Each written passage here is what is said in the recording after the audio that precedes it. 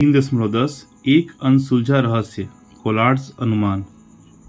तो यहाँ पे देखिए लिखा है कि नीचे दिए गए अनुक्रमों को देखिए, सभी अनुक्रमों में एक ही नियम लागू होता है। तो यहाँ देखिए कुछ अनुक्रम दिए हुए हैं, इसको ध्यान से देख लेते हैं हम लोग। अब है यहाँ पे कि क्या आप बता सकते हैं कि इन अनुक्रमों को किस प्रकार से बनाया गया है। इसका नियम है कि किसी भी एक संख्या से शुरू करते हैं। इसमें नियम है कि किसी भी संख्या, कोई भी संख्या हम लोग ले लेंगे, उसी से शुरू करेंगे, और यदि सम संख्या है तो उसको आधा करेंगे। अगर सम संख्या होती है जैसे 2, 4, 6, 8, तो उसको हम लोग आधा कर देंगे, और यदि विषम संख्या है तो उसे 3 से गुणा करेंगे और उसमें 1 जोड़ देंगे। और अगर विषम संख्या है जैसे 1, 3, 5, 7, तो उसको क्या करेंगे, 3 से गुणा करेंगे और जितना आएगा उसमें 1 जोड़ देंगे, और इस प्रक्रिया को दोहराएंगे। ध्यान दीजिए कि पृष्ठ संख्या 68 पर दिए गए चारों अनुक्रमों में हम अंत में 1 पर पहुंचते हैं। तो यहाँ पे देखिए, पहले इसको समझ लेते हैं। तो यहाँ पे है कि सम संख्या को आधा करना है, और अगर विषम संख्या है तो उसमें 3 से गुणा करके 1 जोड़ देना है। तो यहाँ पे देखिए ये सम संख्या है तो इसको आधा करके 6 आया, तो इस 6 भी सम संख्या है, तो इसको फिर हम फिर से आधा करेंगे तो 3 आ गया। अब 3 एक विषम संख्या है तो इसमें 3 का गुणा करके 1 जोड़ देना है। तो 3 का गुणा किए तो 3 3 9, और 1 जमा किए तो हो गया 10 आ गया। तो अब ये एक सम संख्या है, तो इसलिए अब इसको कर दिए हम लोग आधा, तो ये हो गया 5 एक विषम संख्या है तो इसको गुणा कर दिए 3 से और 1 जोड़ दिए, तो 3 पंजे 15 और 1 16। और देखिए 16 आ गया, तो 16 एक सम संख्या है।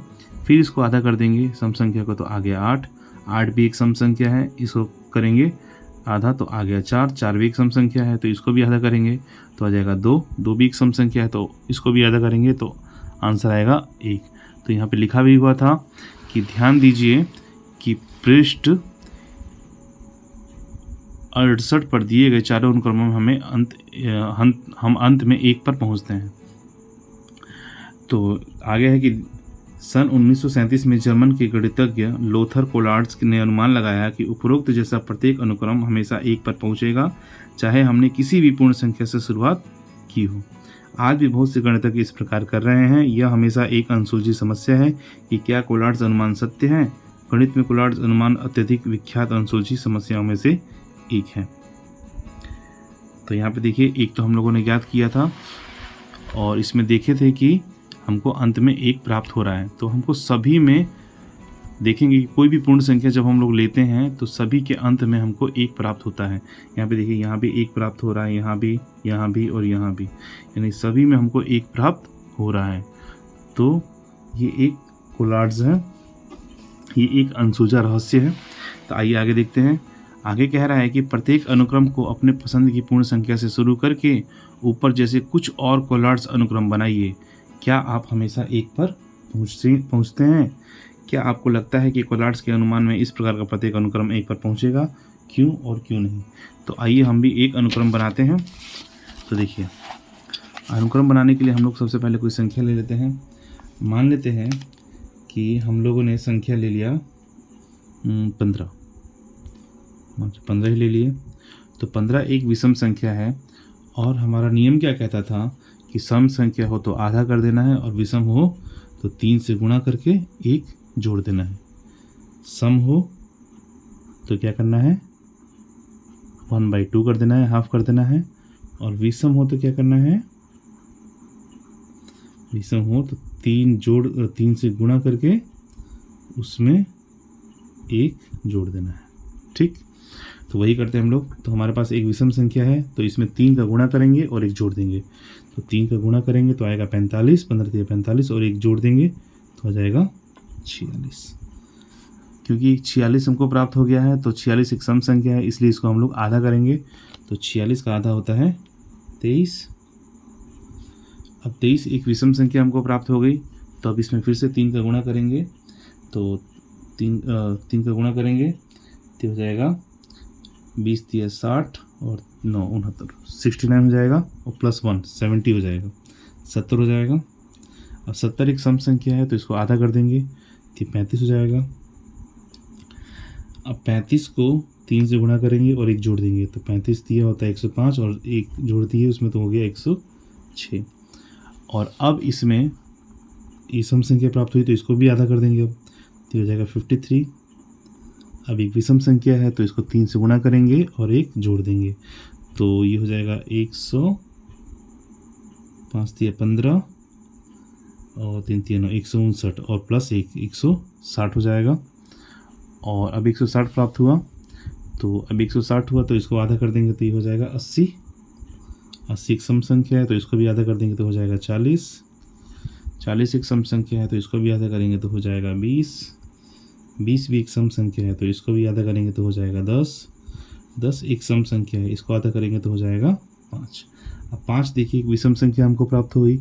अब विषम संख्या है तो फिर 3 से गुणा करेंगे, 1 जोड़ेंगे तो हो जाएगा 5 तिया 15 और 1 16, 16 हो जाएगा। 16 एक सम संख्या प्राप्त हुई, इसको आधा करेंगे तो हो जाएगा 8।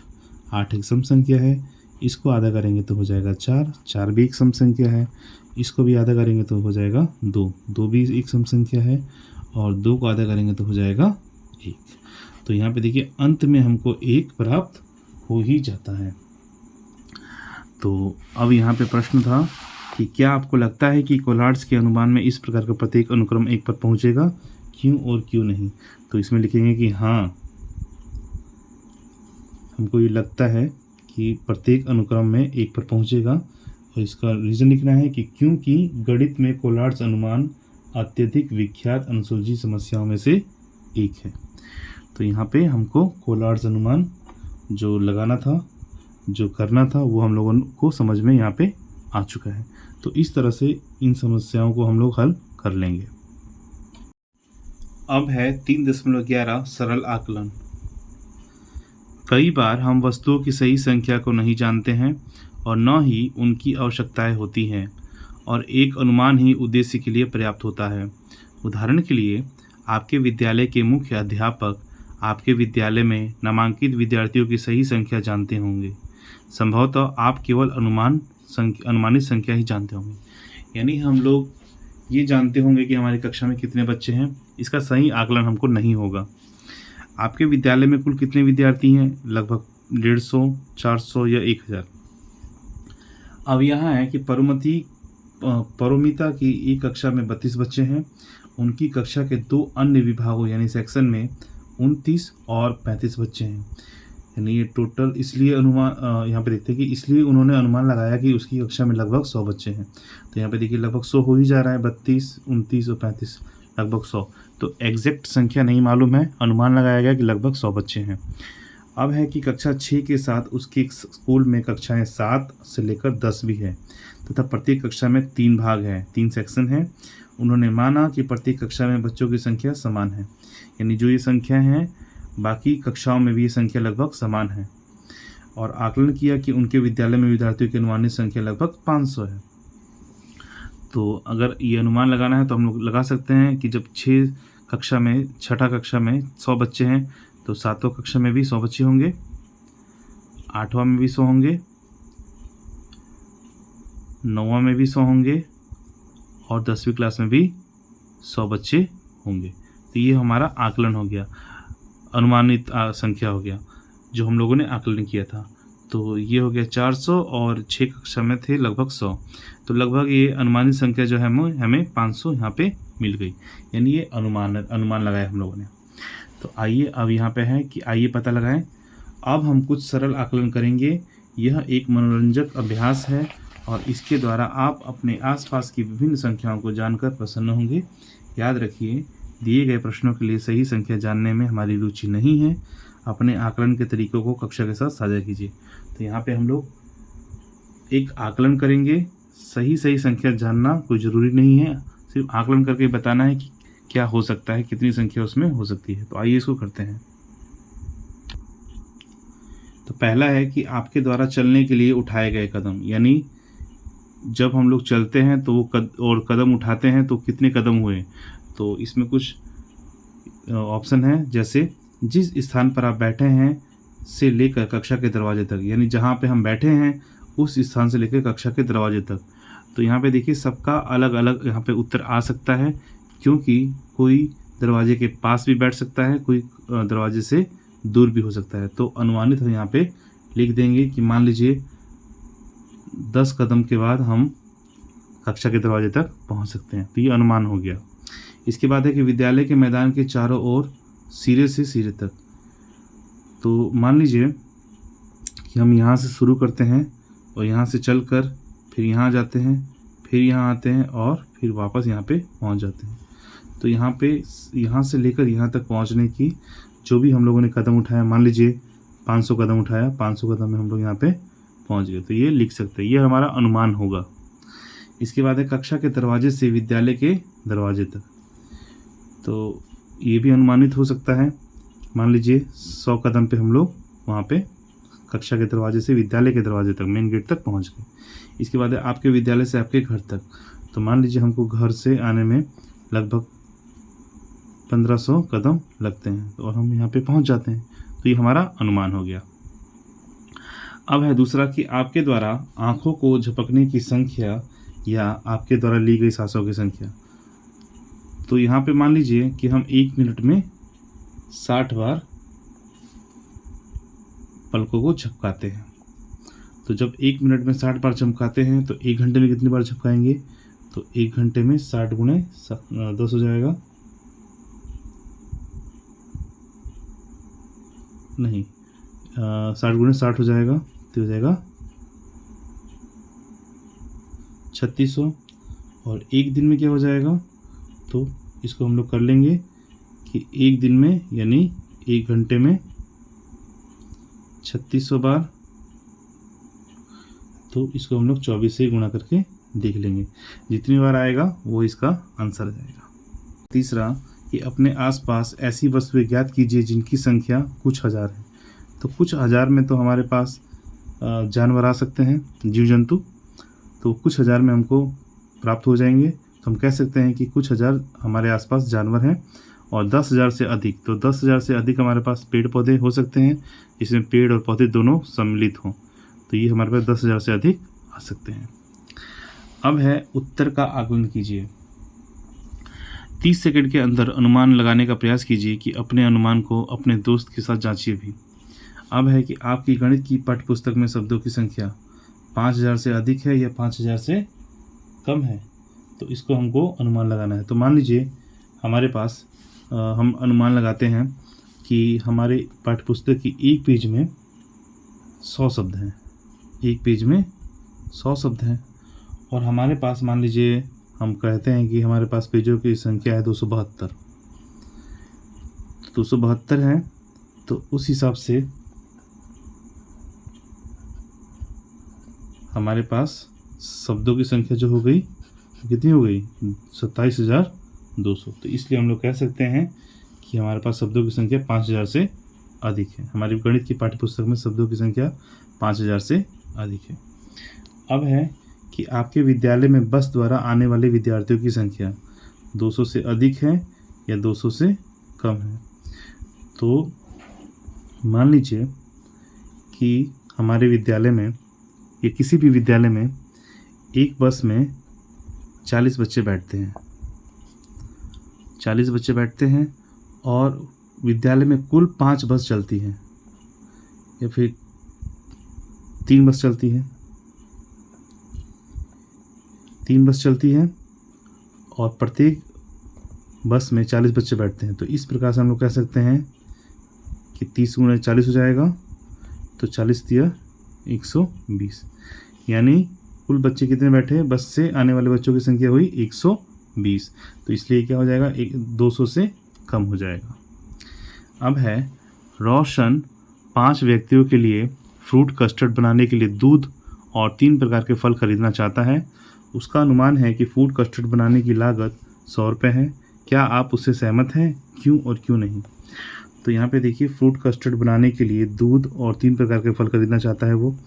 तो सबसे पहले तो दूध लगभग 50 रुपये केजी हो जाएगा या लीटर हो जाएगा, तो 50 रुपये का तो यही हो गया अगर 1 लीटर भी लेता है तो। और 3 प्रकार के फल, तो इस समय जो फल की कीमत है वो आसमान छुई हुई है, तो संभव नहीं है कि और 50 रुपये में वो 3 प्रकार के फल खरीद सके। तो इसलिए ये जो लागत आएगी फूड कस्टर्ड बनाने की वो 100 रुपये से ज़्यादा आएगी। तो इसलिए हम कह सकते हैं कि हम इस बात से सहमत नहीं हैं, क्योंकि 100 रुपये लागत से फूड कस्टर्ड बन ही नहीं सकता है। इसके बाद है अगला चौथा, गांधीनगर गुजरात में और कोहिमा नागालैंड के बीच की दूरी का आकलन कीजिए। इन शहरों का पता लगाने के लिए भारत के मानचित्र को देखिए। तो इसमें हम लोग मानचित्र के माध्यम से हम लोग पता लगा सकते हैं। तो लगभग ये 3000 किलोमीटर के लगभग हो जाएगा। जब आप लोग मानचित्र देखिएगा तो इनकी दूरी लगभग 3000 किलोमीटर के आसपास होगी। तो ये हमारा अनुमान है। इसके बाद है शीतल कक्षा 6 में है और कहती है कि उसने विद्यालय में आज तक लगभग 13,000 घंटे व्यतीत किए हैं। क्या आप उससे सहमत है और क्यों या क्यों नहीं? तो देखिए, शीतल कहती है कि कक्षा 6 में है और कहती है कि उसने विद्यालय में आज तक 13,000 घंटे व्यतीत किए हैं। तो आइए जोड़ लेते हैं कि उस सही कह रही है या नहीं कह रही है। तो मान लीजिए वो नर्सरी पढ़ती है, इसके बाद LKG पढ़ती है, उसके बाद UKG पढ़ती है, उसके बाद 1 2 3 4 5, यानी ये 8 साल तक पढ़ी। 8 साल तक पढ़ी। कितने साल पढ़ी? 8 साल तक पढ़ी। और मान लीजिए कि एक साल में हमको 200 दिन हमारी कक्षाएं लगी, 200 दिन कक्षा लगी। और ये मान लेते हैं कि एक दिन में हम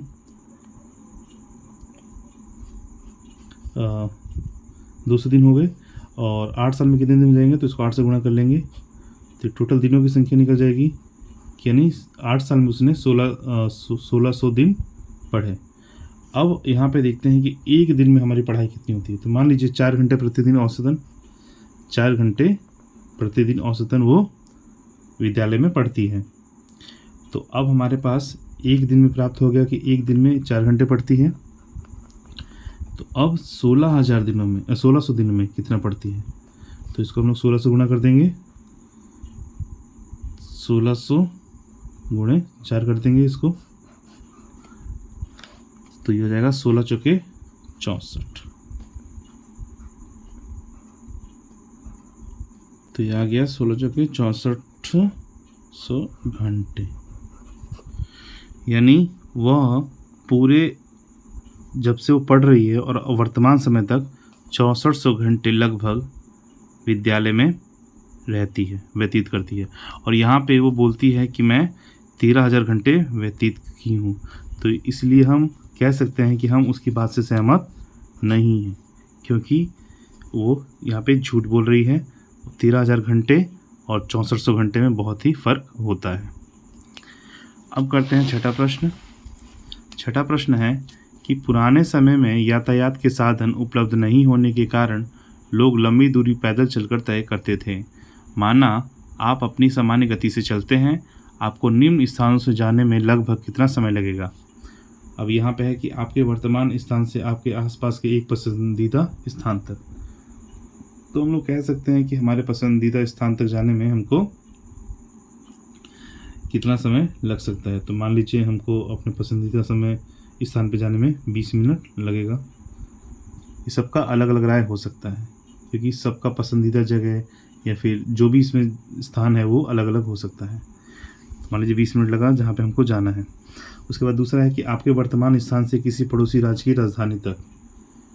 तो ये भी हम लोग अनुमान लगा के कर सकते हैं। भारत के सुदूर दक्षिण बिंदु से भारत के सुदूर बिंदु तक। तो ये हम लोग इसको भी भारत का नक्शा देके बना सकते हैं कि एक बिंदु से लेकर दक्षिण बिंदु से लेकर उत्तरी बिंदु तक जाने में कितना समय लग सकता है, वो भी पैदल जाना है हमको, तो कितना समय लगेगा ये भी हम लोग लिख सकते हैं आराम से। तो जब आप लोग नक्शे को देखिएगा तो उसमें देखिएगा कि दक्षिणी छोर से लेकर उत्तरी छोर तक की दूरी लगभग 3200 किलोमीटर है, 3200 किलोमीटर। और जब इसको हम लोग पैदल चलकर इस दूरी को नापेंगे तो इसमें हमको कुछ महीने लग सकते हैं। और सातवां है कि आकलन के कुछ प्रश्न बनाइए और अपने सहपाठी को चुनौती दीजिए। तो इस प्रकार से आप और भी कुछ प्रश्न बना सकते हैं और अपने सहपाठी से कह सकते हैं कि उसको हल करें। तो ये थी आज की वीडियो। तो इसका अगला टॉपिक हम लोग नेक्स्ट वीडियो में करेंगे। तो मिलते हैं आपसे नेक्स्ट वीडियो में, तब तक के लिए धन्यवाद।